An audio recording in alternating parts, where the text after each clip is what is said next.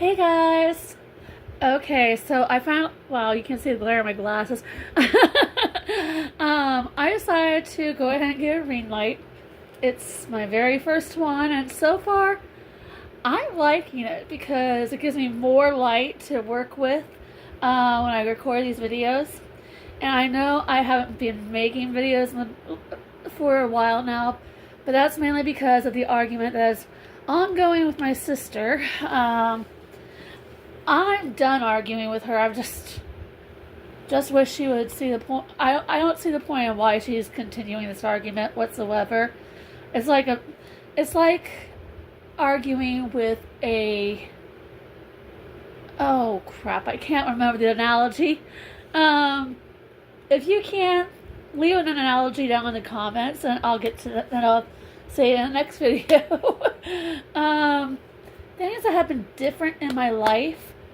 Well, my depression has escalated. Had escalated to a point where, yes, I need to take better care of myself.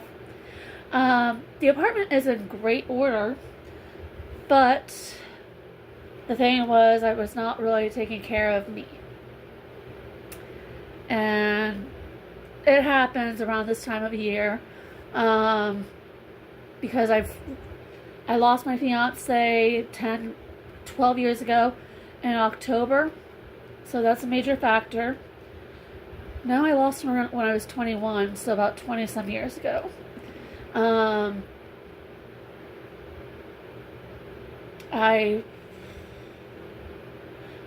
lost mom and dad going on 22, 23 years ago.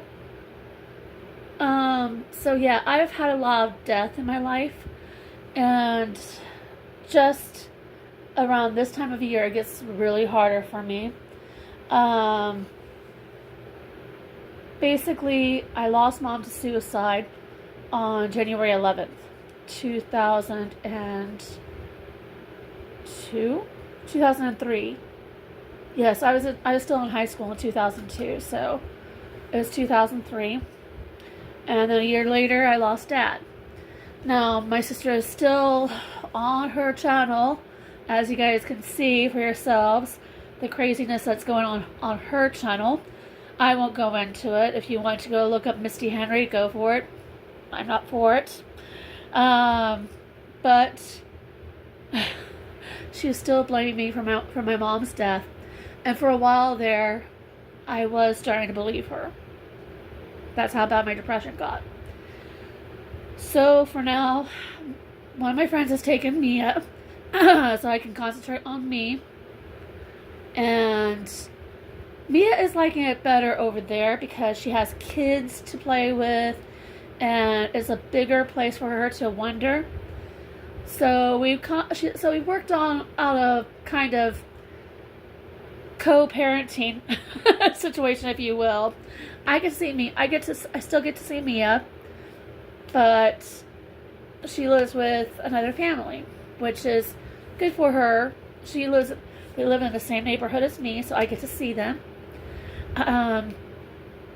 So it's not all bad. As for, well, I'm just gonna say this. How it went about was my depression had gone so bad that I had to actually go up to the unit for about a week. Our 4C health unit that has been newly built in Peru, and I have to say it's a nice place. Smaller than the original, but that's because they also have another part of the unit where it's going to be for kids starting in January. So adolescents will have their side of the unit as well. There's the adults, adolescents, and then down the hall is what they used to call the CSU here in Logansport. It's now known as the Puck. Don't ask me what the abbreviation stands for. I don't know.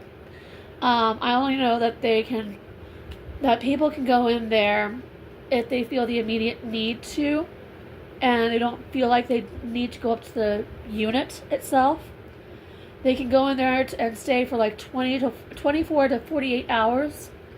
And then if they are still there, they can be given an option of to go up on the unit itself for a few days. Which I don't think that's a bad thing. No. It helps people with mental illness come to terms that come to terms with how to deal with their mental illness, and give them a safe place to go to while dealing with those feelings of uncertainty, whether they need the unit itself or they can handle it in 1 or 2 days. And people can come and go from there as they please. The puck, they can check themselves in, and if they feel okay in a few hours, they can check themselves out. No problem. The problem is for people from Logan Sport, the clients here, it's kind of a problem with us because if we go to stay on the puck, we are uncertain how we're going to get back home. Because now the unit is in Peru. Yikes. For those of us that don't drive, we have to rely on case managers or maybe call a taxi that's covered by Medicaid. That's not bad. What else has been going on in my life? Well, let me see. I've got my lockbox all unlocked, and I dug out a bling.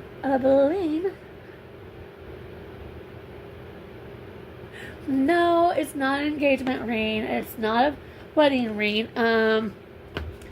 It's basically a promise ring. And I might have found something I'm interested in. I don't know. I mean, we've been together for like maybe a month. I haven't really told anybody. So this is my coming out with the truth that I am seeing somebody. But I will not say who they are for their safety.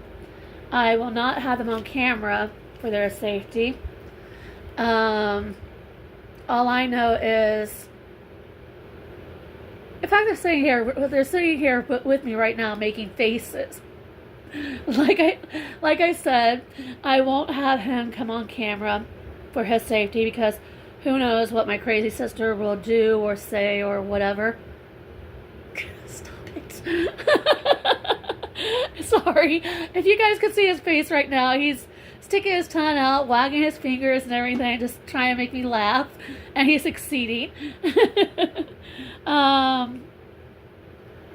But yeah, this is a promise ring. It's on my right hand right now because these fingers are a little bit bigger than my left hand. I don't understand that either, but it's all a part of me. I'm also working on going back to the clubhouse. Because of my depression, I haven't been going to Stepping Stones Clubhouse for it's not on a constant basis, but maybe right now it's been 2 weeks since I've been there, and I need to go back, I know. And I've just been kind of working on me. I've just been trying to focus on getting better and focusing on the positive of life. I've been helping with a suicide walk in Kokomo. It's basically, my part is a virtual.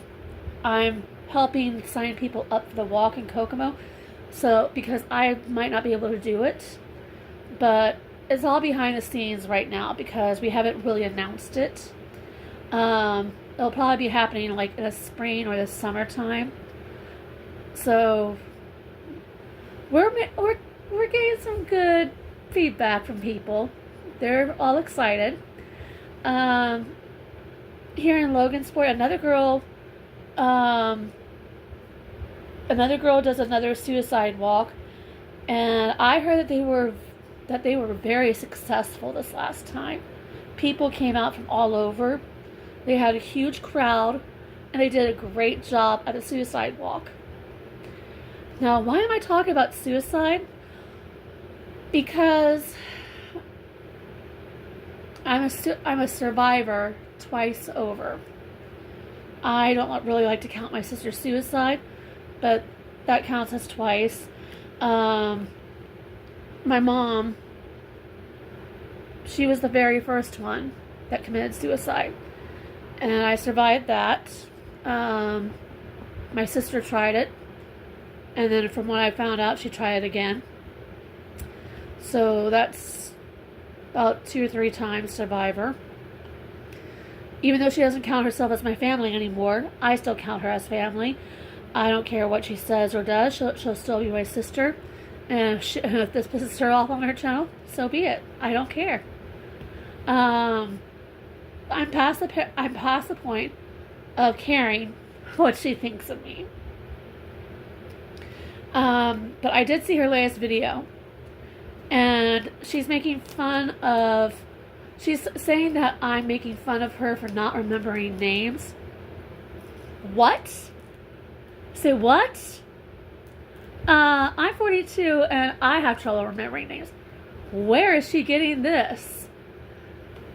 It all comes back from a bow and arrow set that she broke because it belonged to our father, and she broke it just to spite me, I guess. I don't know. I don't know. It's all in her insane brain. And she is making fun. She is saying, "Well, the guy who made it was named Mark Kemper." No. And she was saying, "Well, Heather was forgetting the name and da da da da da da da da da da da da." Well, no, I did not forget who made it. And it was not Mark Kemper. Mark Kemper worked with Dad at the state hospital. Gary Stearns was the one who made it. And Gary he's still around. He's a big, tall dude. I think he's just under 8 foot, maybe. Wow. He was taller than Dad by a couple heads. He worked with Dad out at the state hospital too. All 3 of them were attendants together. Mark and Gary were close to Dad. They were great friends, and I will always remember Mark. He always made me smile. His son and I talk every now and then online, and his son is doing great. He's living life. Sorry, guys. But anyway, I still don't get what she gets from making that video. Maybe it's to just try and get my attention, which is what she's an attention seeker. She talks about her neighbor. That is, I don't exactly know what is going on between that. I don't really care. But she goes on a tangent about her neighbor, how she lost a protection order against them, I guess. And then she lost another case against the guy who was storing her cars. And she's just not... Since she tried to commit suicide, I really don't think she's been herself since then, and that's sad. But I'm done talking about her, except for one thing. She was trying to egg me on by saying, "Oh, I still have a book that Mom and Dad gave me when I was a kid. It has Mother Goose on it and da da da da da da." Okay, why does that matter to me? If you want to talk about books from mom and dad, okay, let's do that. This one I got from mom when I was 5 years. No, I got from Grandma Daniels when I was 5 years old, and I still have it.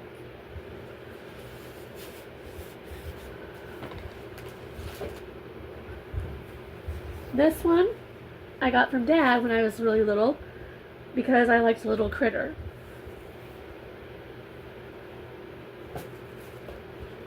And there was another mother. Oh, here it is. Okay. And this one I got from Mom and Dad both for Christmas one year when I was like maybe 6 or 7. And I even have a couple of Dad's books that he left me. The Adventures of Tom Sawyer. That was his long time ago. I inherited it and I've been keeping it safe in my lockbox. And Jonathan Livingston Seagull. This was one of Dad's too. He loved Richard Bach, and he told me all about it, gave it to me from his own bookshelf, and I've had it ever since when I was like 17, 18. I've been taking good care of it, and it really means a lot that he gave this to me because it's a wonderful story.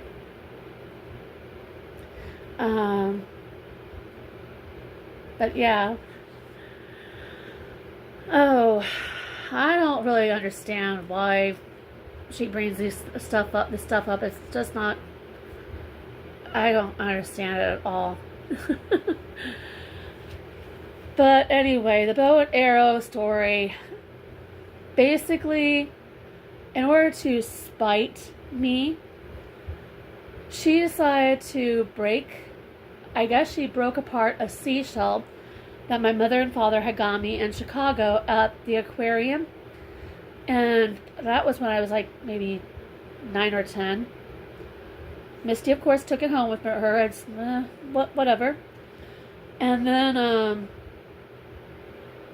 she broke apart my dresser that I had since I was a kid that she gave to her kids.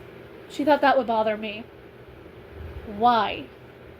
It's an old piece of furniture. Why would it bother me? Then she tore apart one of Dad's prized possessions because it was given to him by Gary, his bow and arrow. She said that I said it was supposed to go to me. Well, I didn't say that. What I did was I took it home. I took it to my new apartment, and I had it for like 7 or 8 years until Misty decided she wanted to take it home with her. And then Misty kept on saying, "Oh, Heather said it belongs to her. It belongs to her. It was supposed to go to me." And da da da da. I never said any of that. It's absolutely ridiculous that she would think these things. And she wonders, and she says I'm a narcissist. When really, if you look at the patterns in her behavior, she herself shows classic narcissism. And that truly worries me. But, yes, Misty. Abilene.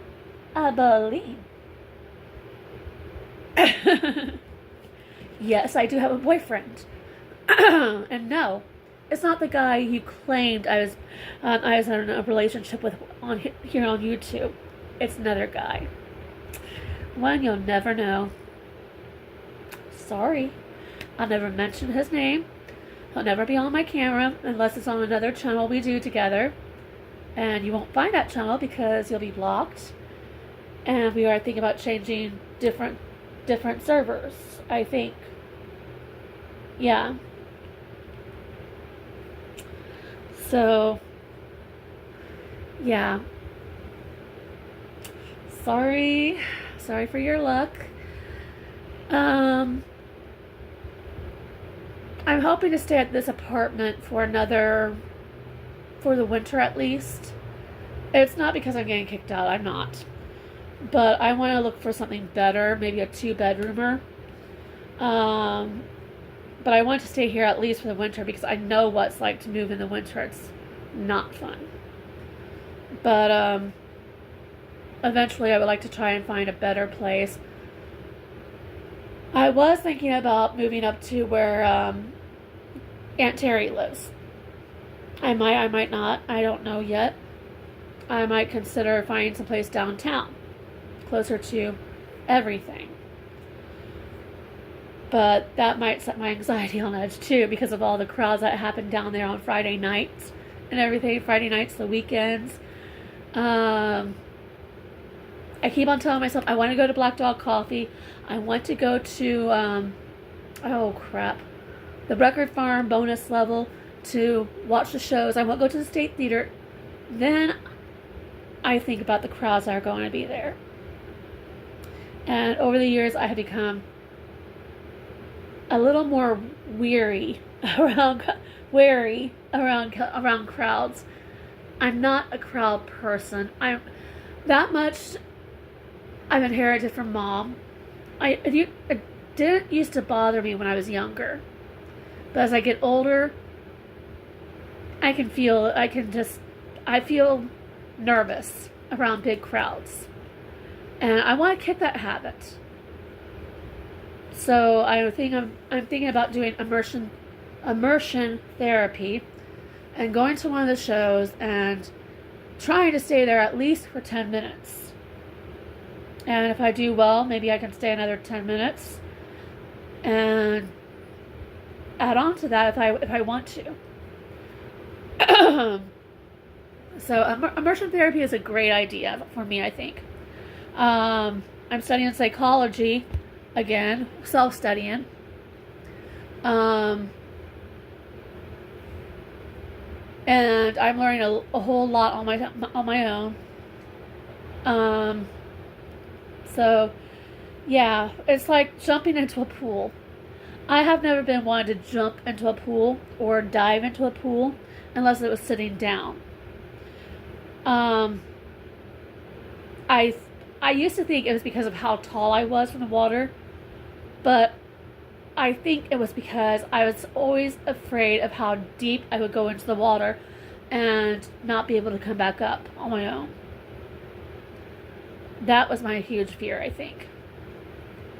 And now I don't have to worry about that because the deep end at the Mulehausen pool and at the Y have been taken out.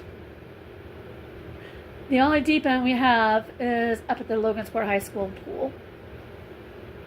Okay. Well, so it sounds like I'm all talked out. And I'm thinking that tomorrow I might try start to read a book. I downloaded a whole bunch of Sweet Valley High books lately, and I haven't exactly found. It might be a few days till my next video about reading a book or something.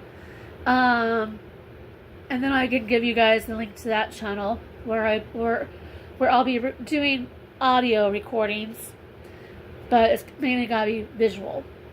So anyway, yay! Okay, I'll talk to y'all later. Bye.